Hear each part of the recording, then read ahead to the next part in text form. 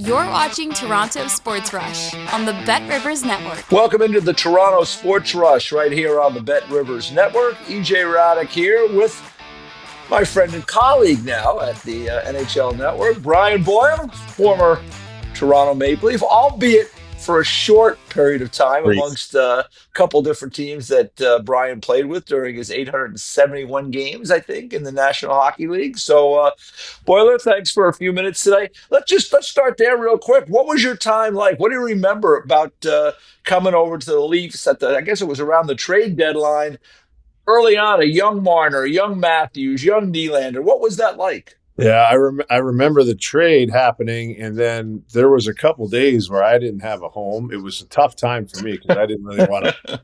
I really enjoyed my time in Tampa, and I went from Tampa to Toronto. Yeah. Tampa wasn't in.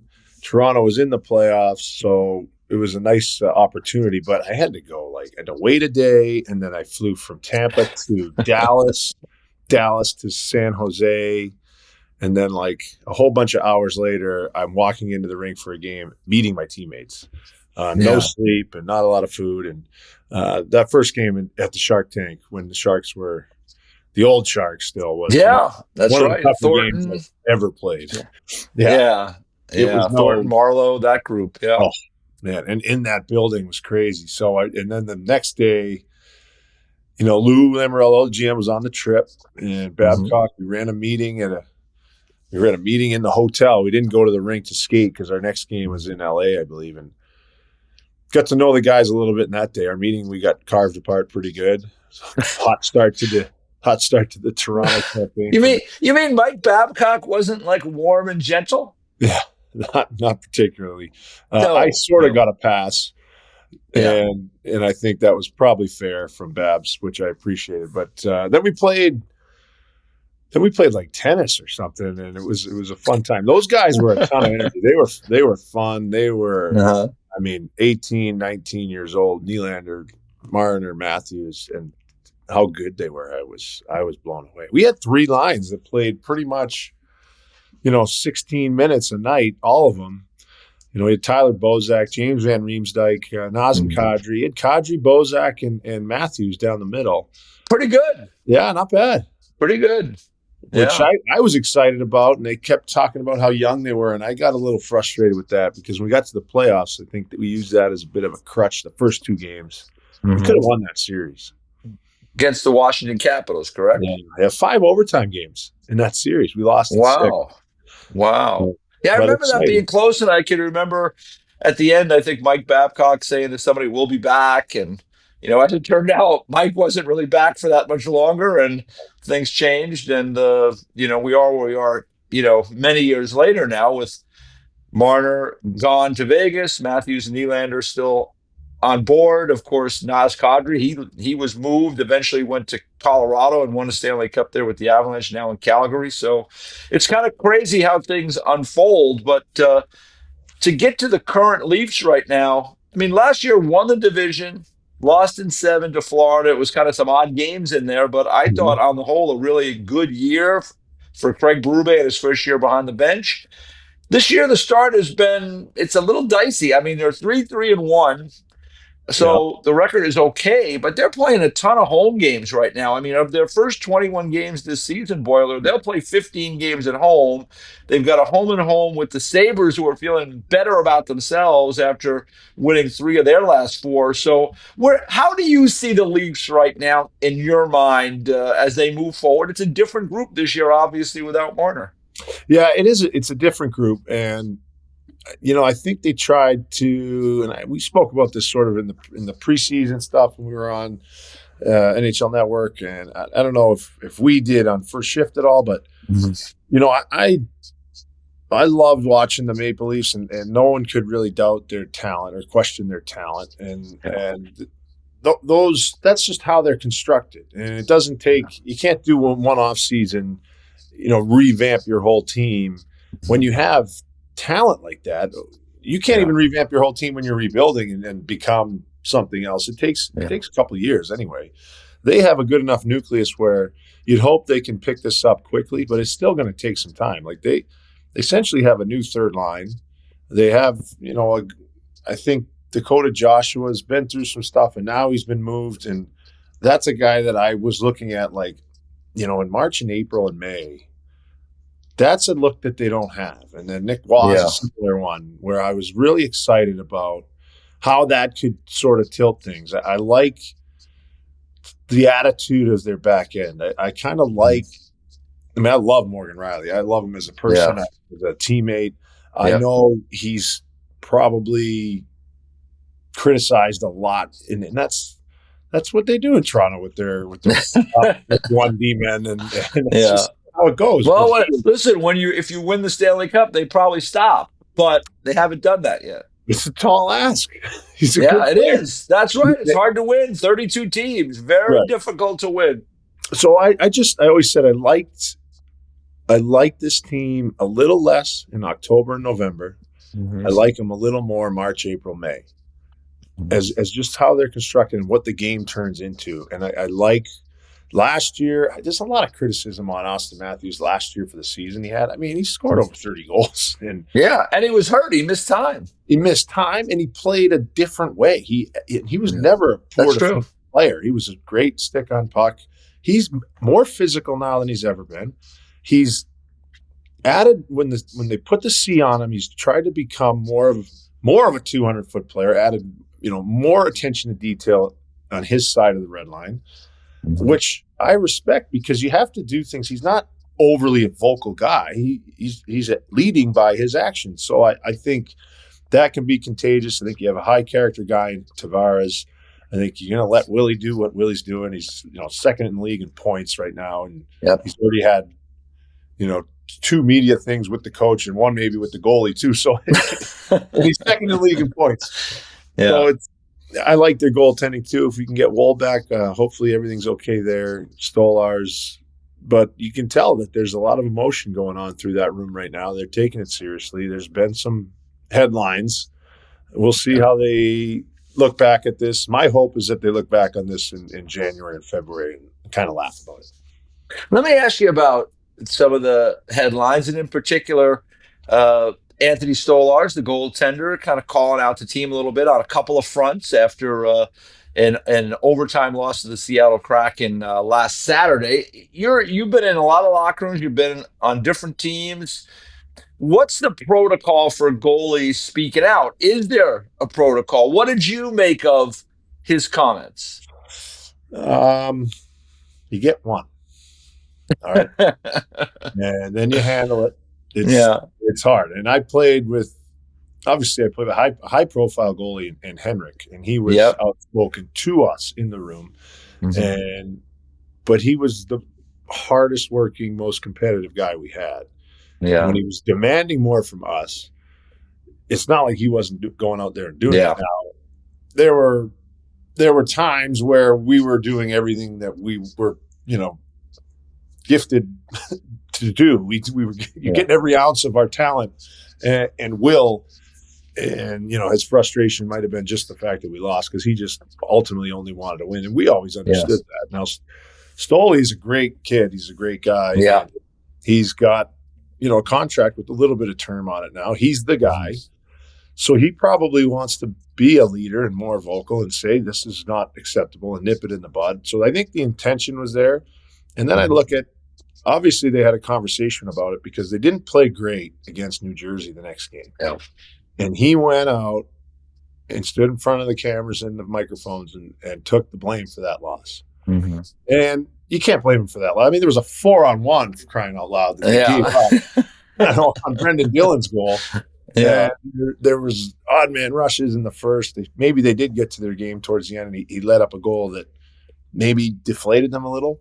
Yeah. But he's like, if I'm going to call people out, I'm going to have to play at my absolute best. And he probably didn't, and you got to respect that. So he tried to do a little, I wouldn't call it damage control, but he's like, hey, I'll call myself out too. Like, this is just what it is. I got no issue with calling people out. There's no feelings.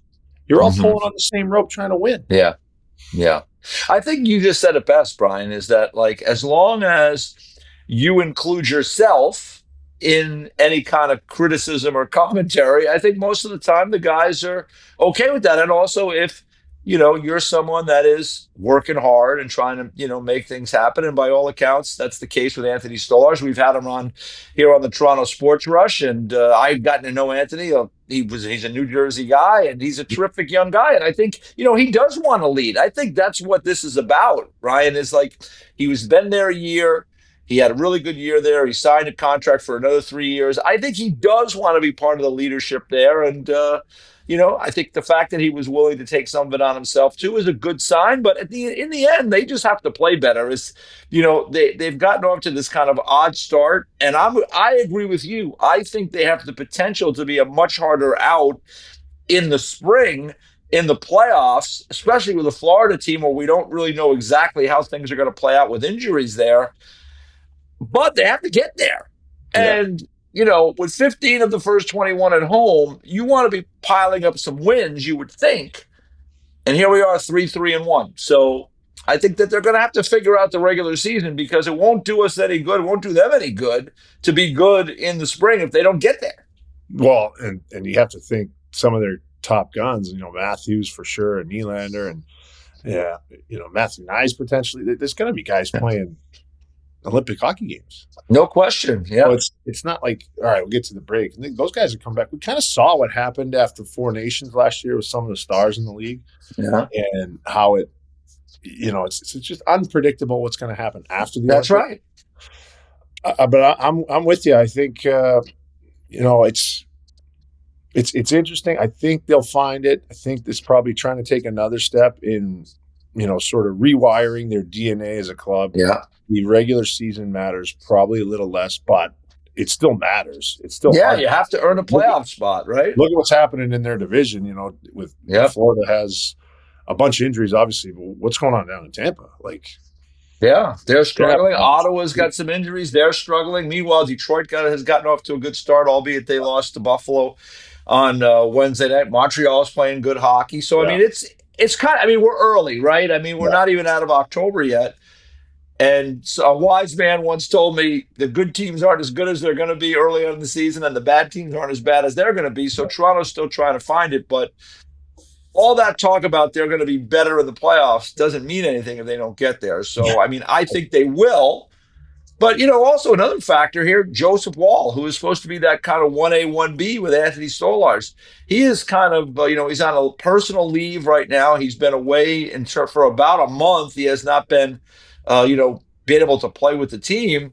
And, Craig Berube was asked about it. He said, hey, he'll be back when he's back. That's a little worrisome, too, because Stolarz has never had to shoulder the lion's share. I don't think he's played more than 40 games at most at the National Hockey League level in any given season. They need Joe Woll back. Yeah, they do. And, they have Primo and Hildebeest, he came up a little last year.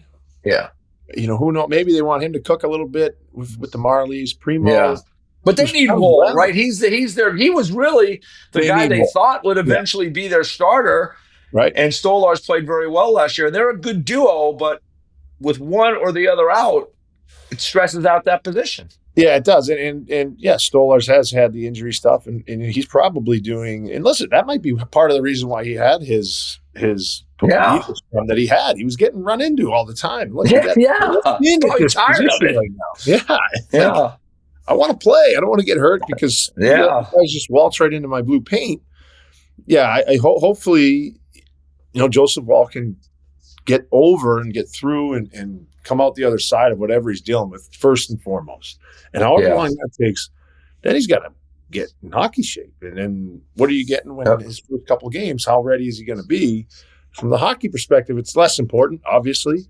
But I wouldn't anticipate, him walking through the door anytime soon and just being a huge contributing factor yet. That's going to take more time.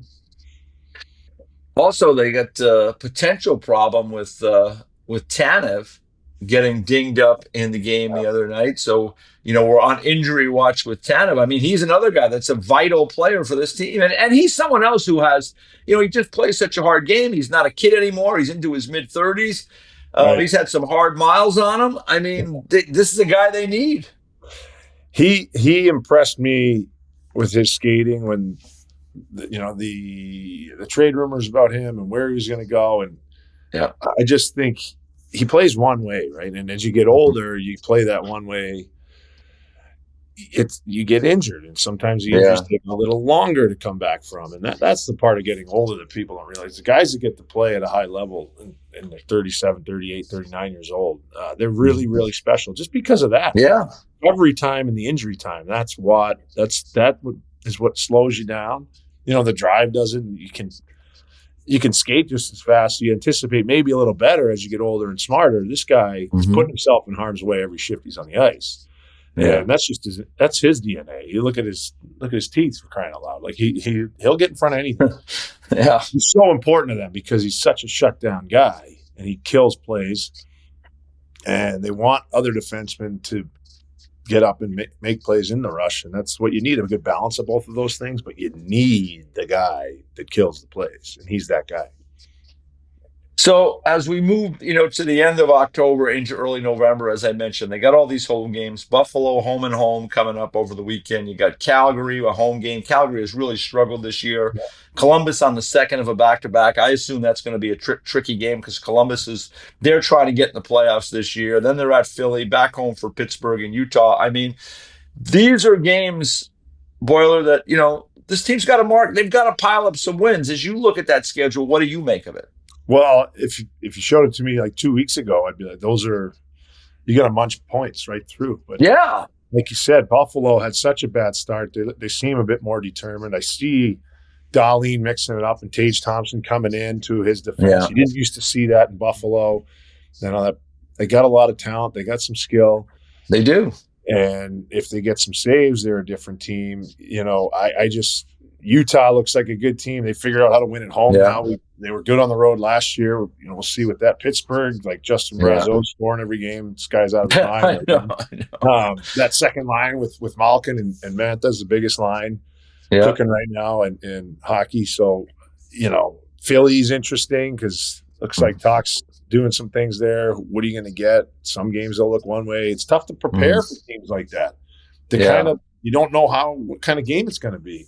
So there's a lot of, they might call them playoff bubble teams, or even if we even gave them that, distinction early in the year, they weren't. But now it's like, are these bubble teams, or is Utah for real? Is the home play a team twice? Doesn't matter who they are. They're going to come back the next night. It's going to be tough. Columbus, they're getting saves. They didn't get saves all last year. That was kind of their Achilles heel. That Elvis and Jet Greaves, these guys look like they can play. Yeah, they're more consistent. They're not an easy team to play against by any means. So you got to be dialed in, and there's a lot of guys in Toronto that want to get points. You got to get points the right way, and that's again, it's reps. This is what I liked about Austin's game last year. I'm going to be this defensive guy and this offensive guy. I'm going to check every box from game 1 through game 82. I'm not going to try and flip a switch when the playoffs start. I'm going to build it throughout the season, and that's what a team has to do. You have to condition yourself to play that certain way if that's what you want to be in the playoffs. That's what Florida's done. That's what Vegas was able to do for a full season under Bruce Cassidy when they won the Stanley Cup. But it's a hard way to play, and it comes at a cost with some injuries. But if everybody doesn't, it's in your DNA, then you can go and play against these middle-of-the-pack teams, and you won't be surprised. As long as you have the confidence in your group to play a patient game and understand by the end, things will break in your favor. All right, as I mentioned the schedule, Monday, November the 3rd, the Penguins come to town, and you played in Pittsburgh. You played with Sidney Crosby. I just want to get your thoughts on Sidney, as the Penguins are off to a good start this year. Obviously, he's an icon in our game, and certainly throughout Canada. He's going to be a leader, I would imagine, again for Team Canada at the Olympics. Just give the viewers, the listeners, just a little idea of what he's all about, maybe from behind the scenes as a teammate. Well, I'll just say that he's listened to the superstars in Canada when they were being asked about who would maybe potentially be the captain of the Four Nations. And it took collectively the 6 guys that I saw maybe 4.5 seconds to tell the reporter, Sid, with like a confused look on their face. Yeah. Obviously, this guy is the standard setter. This is the man. One of the best human beings I ever played with. He got 1,800, I think 1,896 was his point total, regular season and playoff, to pass Mario. All time, On the Penguins list, yep. Like, in a lot of those points in the playoffs, he got them into the playoffs. He got them through rounds. He's just, those are, and he probably doesn't care about those accolades, and it doesn't speak much about his character, but he is the ultimate competitor who is empathetic and looks outward towards his teammates while maintaining a focus and a drive in himself. It seems to me exhausting with how much he's able to do, but he's a special breed of human that, if you had sons, you'd say, look and watch what he does and be like him. And it really is a blessing for me that I got to spend a year playing with him, because I learned a lot, number one, but I was just amazed at the type of human being he is. There you go. So, Brian, I appreciate all your time this morning. You're the best. I'll see you over at the office. We'll see where the Leafs go this season. It's going to be an interesting year. Remember to like and subscribe. The Toronto Sports Rush right here on the Bet Rivers Network. Thanks for watching Toronto Sports Rush on the Bet Rivers Network.